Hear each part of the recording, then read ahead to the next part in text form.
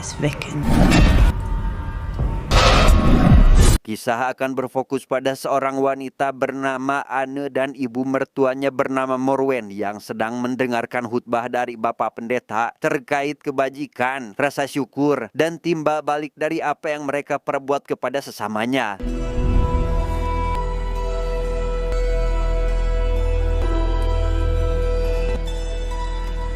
Keluar dari gereja, Morwen kebetulan bertemu dengan seorang wanita hamil dan mendoakan wanita itu agar proses kelahirannya bisa bungsur bangsar atau lancar lah kalau di Indonesia kan. Selain mendoakan si wanita, Morwen juga berharap anaknya cepat pulang dari medan perang menghamili istrinya. Karena sebagai ibu yang notabene sudah agak tua, ia juga ingin menggendong cucu sebelum meninggal dunia.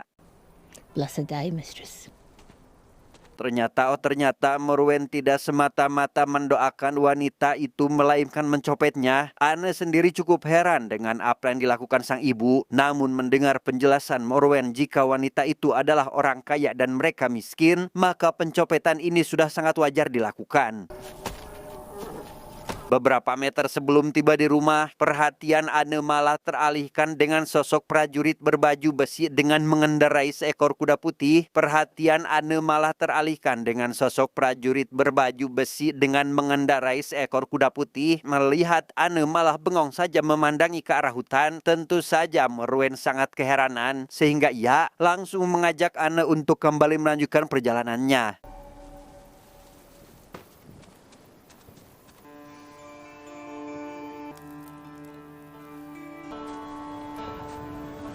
Setibanya di rumah, mereka mulai memasak dan makan makanan seadanya, di mana Anne sendiri langsung memakan sisa makanan setelah Morwen tertidur. Karena memang dalam kondisi seperti ini, mereka tidak bisa seenaknya menghamburkan makanan meski hanya sedikit saja.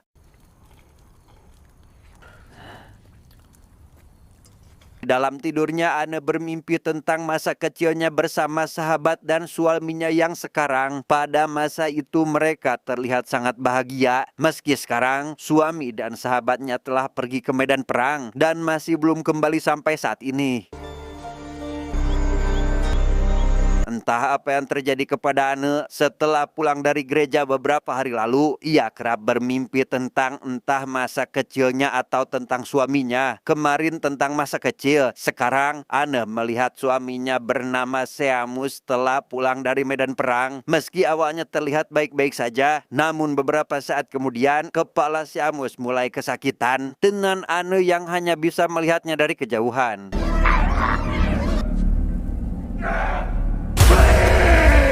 Menyadari ada yang tidak beres dengan Anne, Morwen pun segera membangunkan sang menantu dari tidurnya. Meski tidak tahu dengan apa yang saat ini menantunya rasakan. Sebagai permintaan maaf karena telah membangunkannya, Morwen lantas memberikan sebuah keranjang berisi bahan makanan yang nanti malam bisa mereka masak bersama-sama. Tetapi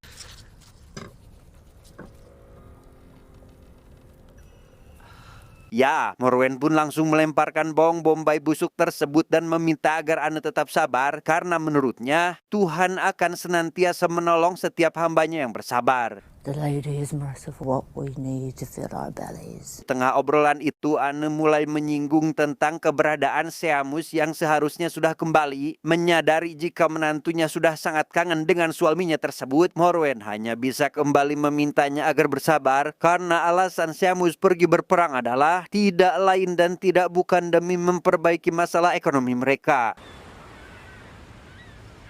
Di suatu hari entah dari mana, ketika Anne kembali pulang lewat jalan biasa, ia tak sengaja bertemu dengan sahabat masa kecilnya bernama Jago, di mana si Jago ini juga ikut berperang bersama Seamus beberapa bulan lalu, dan sekarang Jago sudah pulang tanpa membawa Seamus bersamanya, sehingga Anne langsung bertanya tentang di mana suaminya saat ini. It's good to see you again.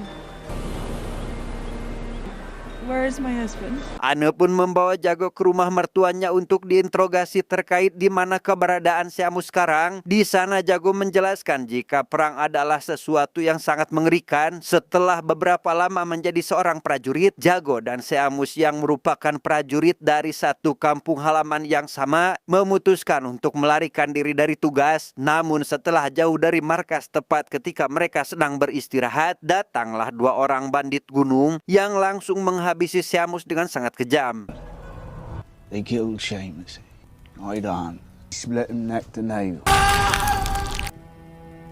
Beberapa hari kemudian setelah Jago menjelaskan tentang kronologis kematian Seamus, hal itu tentu saja membuat ibu dan anak itu merasakan rasa sakit yang mendalam. Namun karena Morwen mencoba untuk realistis dan tidak ingin merasa sedih berkepanjangan, maka ia pun mengajak Ane untuk bekerja di pinggir pantai yang ternyata inilah pekerjaan baru mereka untuk kedepannya.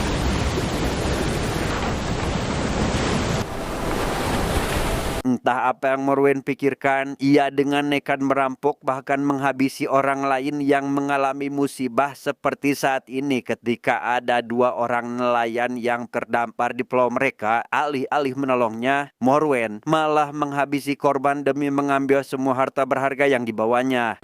It's safe. Come.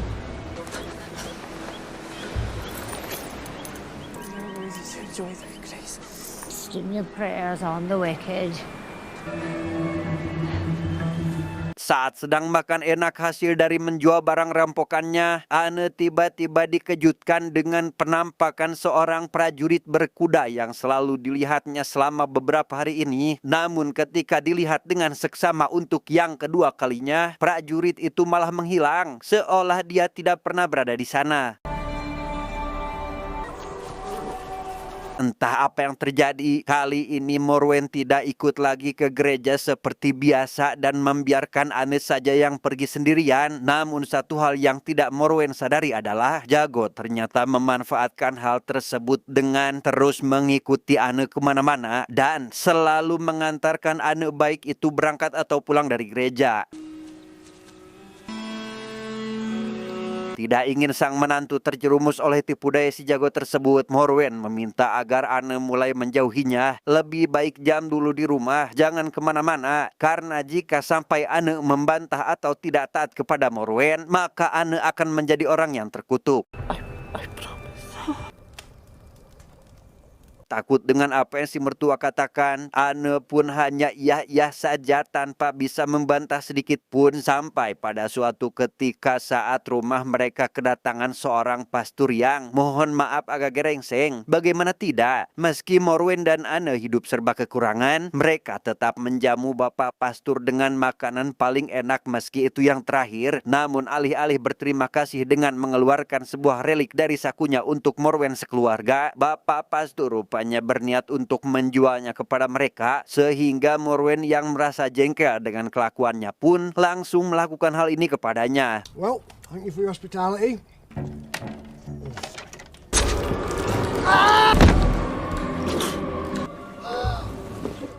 Dengan memberikan penjelasan terkait pastur itu adalah orang zolim yang suka mempermainkan wanita, Ane pun akhirnya percaya dan membantu Morwen untuk membuang mayatnya ke sungai, membersihkan bercak darah di karpet, agar jika ada tamu yang berkunjung ke rumah, tidak ada satupun orang yang tahu jika di rumah ini pernah terjadi sebuah kasus pembunuhan.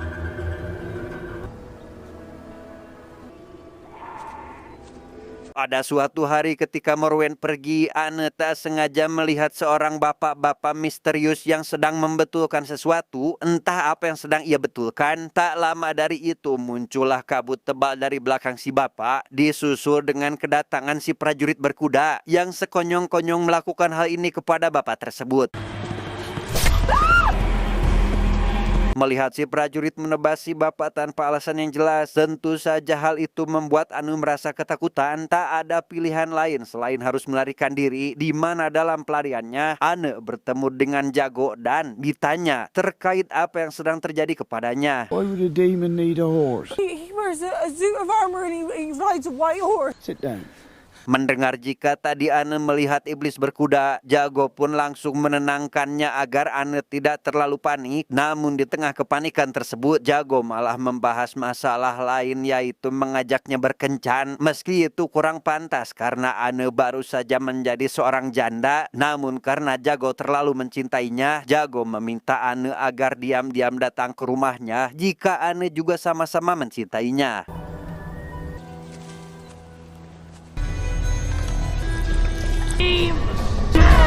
Entah malu-malu tapi mau, malam harinya Ane pergi ke rumah Jago untuk bersilaturahmi yang menandakan jika sebenarnya Ane juga mencintainya. Namun di tengah jalan, ia malah mendengar suara kuda dari belakangnya sehingga Ane mulai mempercepat langkahnya agar cepat sampai ke rumah Jago.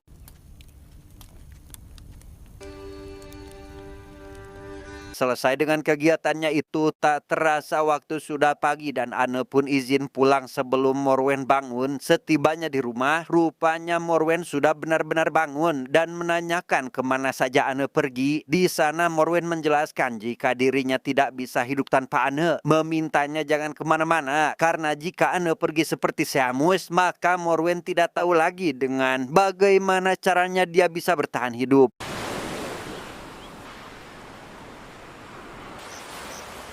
Sama seperti hari-hari sebelumnya, ketika ada seseorang sendirian di tengah hutan sambil membawa banyak barang bawaan, Morwen mengajak Ane untuk menghabisinya dan mencuri harta benda yang dibawanya.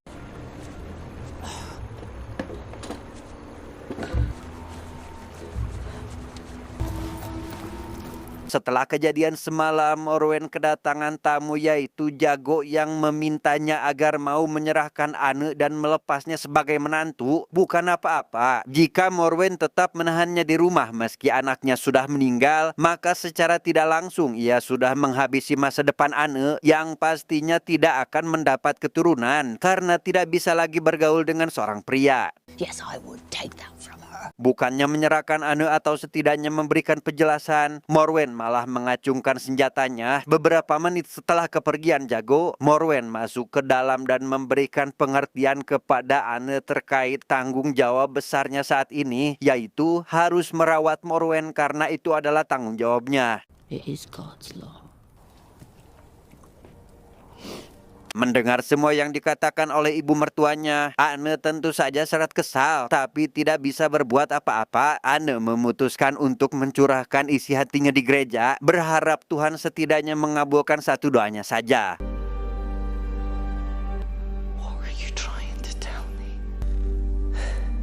Entah apa yang sebenarnya terjadi, setelah pulang dari gereja, Ane mulai bersolek dan langsung pergi menemui Jago, tidak lagi memperdulikan Morwen, karena mulai saat ini dan seterusnya, Ane akan hidup bersama Jago untuk selamanya.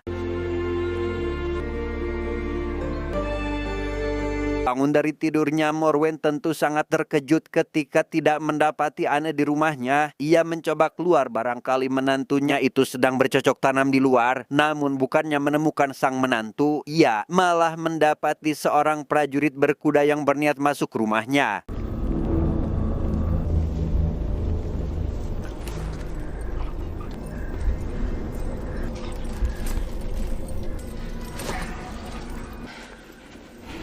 Entah apa yang sebenarnya terjadi, setelah si prajurit tidak jadi masuk dan pergi begitu saja, Morwen malah mengikutinya dari belakang dan langsung menyerang si prajurit ketika sedang lengah.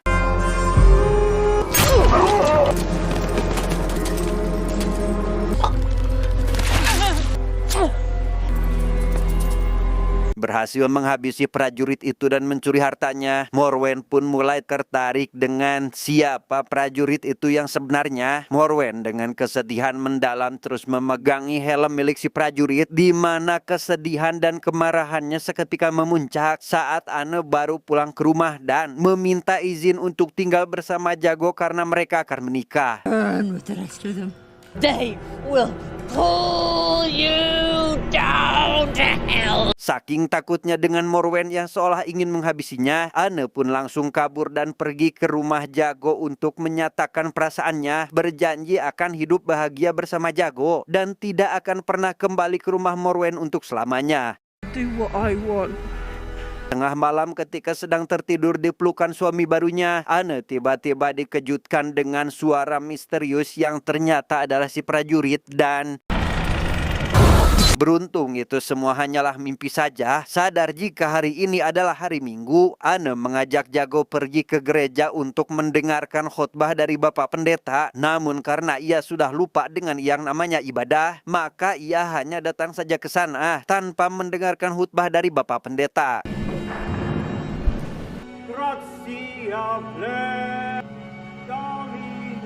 Setelah semuanya pulang, Ane menyempatkan diri untuk mendoakan Morwen dan mendiang suaminya. Namun ketika Jago angkat bicara terkait Seamus atau mantan suami Ane, Jago malah tak sengaja salah bicara terkait cara kematian Seamus. Awalnya Seamus meninggal karena dirampok. Namun kali ini beda cerita karena kematian Seamus disebabkan oleh serangan musuh. Sehingga Ane langsung meminta penjelasan Jago terkait bagaimana cara Seamus meninggal. Dan jika tidak, maka jangan harap Ane akan mencintai Jago. You can be mine.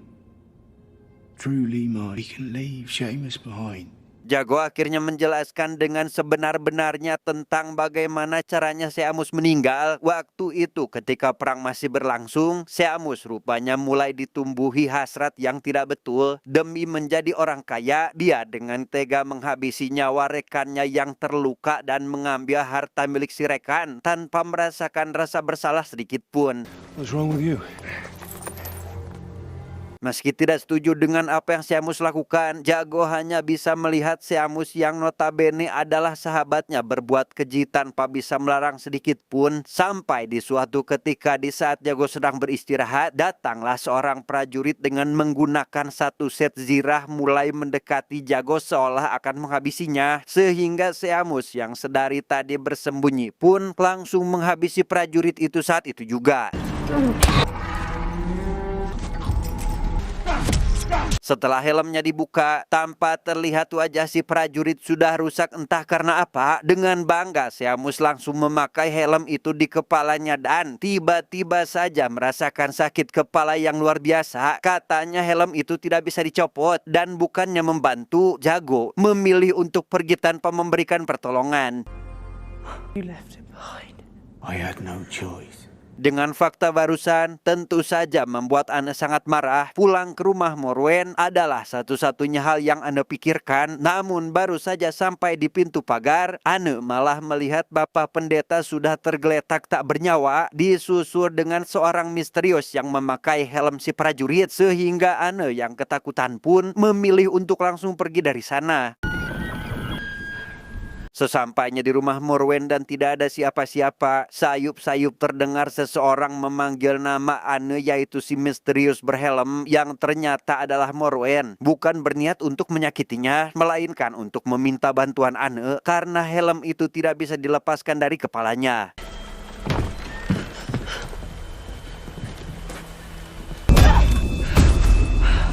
Setelah berhasil melepaskan helm itu, wajah Morwen yang tadinya mulus berubah total karena muncul benjolan di mana-mana, disusul dengan helm yang retak kembali mulus serta kemunculan asap yang membentuk makhluk keluar dari helm tersebut.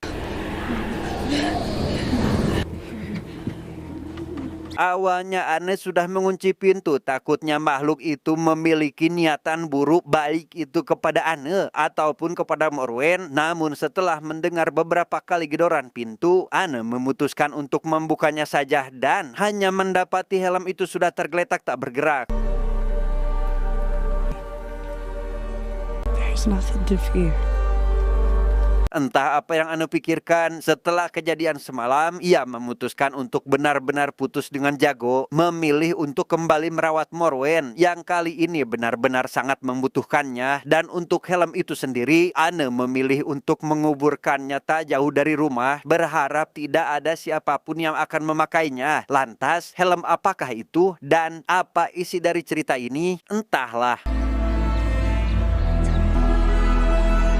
Karena alur film ini dari awal hingga akhir terasa cukup ambigu, saya akan mencoba menjelaskan kembali isi ceritanya. Film ini pada dasarnya menggambarkan sebuah manifestasi karma yang diwujudkan melalui sebuah helm prajurit. Setiap orang jahat yang memakainya akan menerima karma atau timbal balik dari kejahatan yang telah diperbuatnya. Hal ini terlihat pada dua tokoh yang jahat dan serakah, yaitu Seamus dan ibunya. Berbeda dengan Anne yang tampak tidak terpengaruh oleh kutukan dari helm tersebut. Asal-usul helm itu sendiri tidak dijelaskan secara pasti, namun jika melihat orang yang memakainya di awal cerita, dapat disimpulkan bahwa Zirah ini sudah ada sejak lama dan akan terus berpindah untuk mencari majikan baru.